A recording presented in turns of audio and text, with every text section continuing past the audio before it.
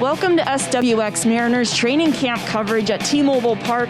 This year's training camp looks very different than years past. From the podium in Spokane, Washington, it's time for USA Team Handball National Championship.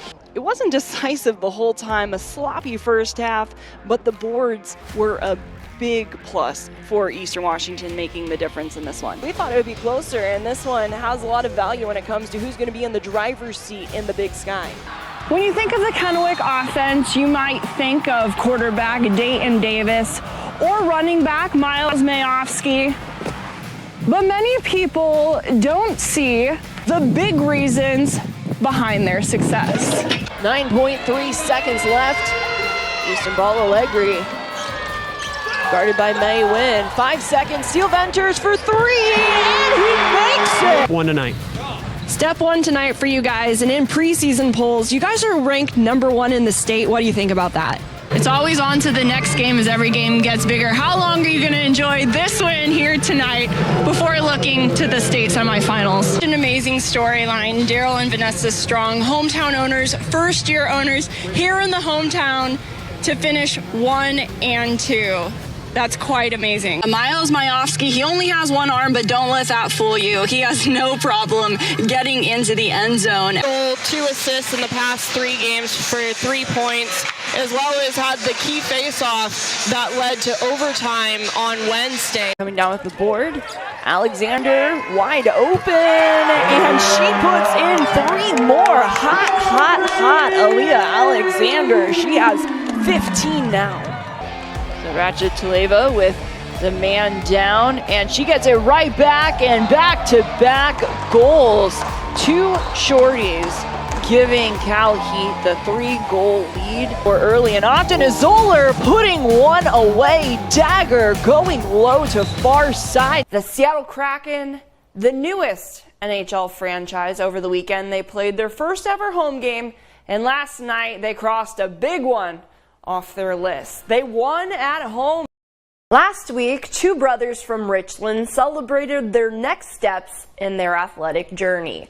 While the sports are different, the Rodriguez brothers, well, they're staying close to home. Richland High School held a signing ceremony for their student athletes moving on.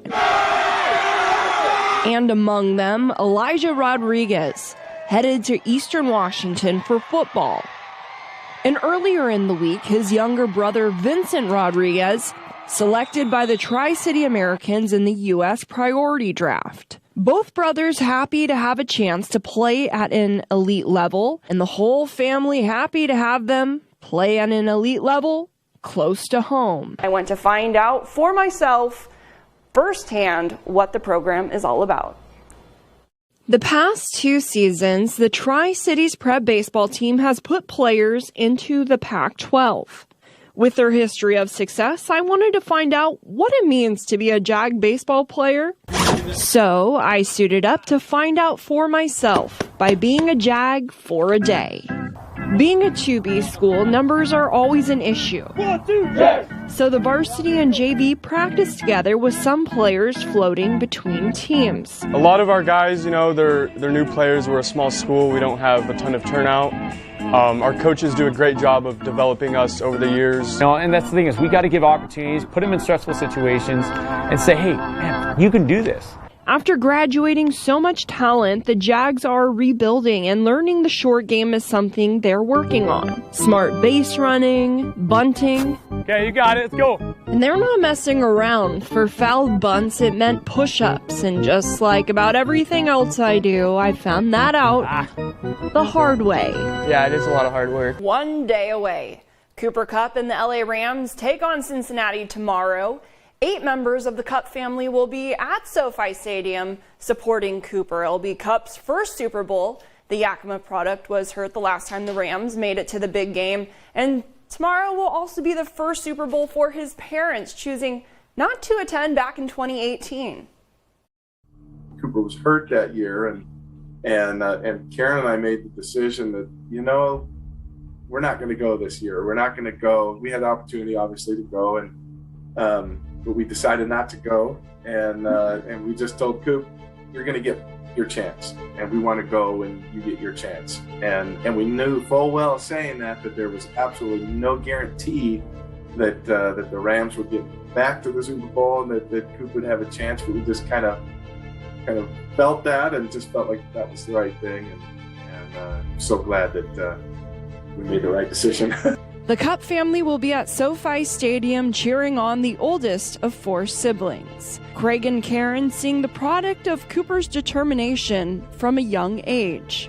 Cooper was really unique in that he found his passion really young, knew what he wanted to do. It's just a really unique thing. A lot of kids don't really know that early on, but he really honed in and got focused on football. And I would tell people, you know, his ultimate goal is to play professional football, and they kind of look at me funny, like, you don't put your eggs in that basket. And I said, yeah, you don't put all your eggs in that basket, but if that's a dream, that's a big piece of this equation, and some people just didn't understand that. From Davis High School to Eastern Washington to the NFL, and now to the Super Bowl. The NFL's most offensive player of the year, Cooper Kupp, looks to cap off his monstrous season with a Lombardi Trophy. Stafford, deep downfield. He's got Kupp again. But in the world of fantasy football, Kupp's success on the gridiron this year means Craig might not automatically get his son on his team come next season. So I've usually taken him as my second pick, which is maybe in line, maybe a little before where he usually would go, but nobody ever said anything, but it was like, you're not going to jump in front of his dad. And and then, but this year with the start, it was probably about week 6 or 7 that they just said, hey, just by the way, the Cooper's absolutely free next year. You have no dibs at all on him. Well, Super Bowl 56 between the LA Rams and Cincinnati Bengals kicks off at 3:30 tomorrow right here on NBC.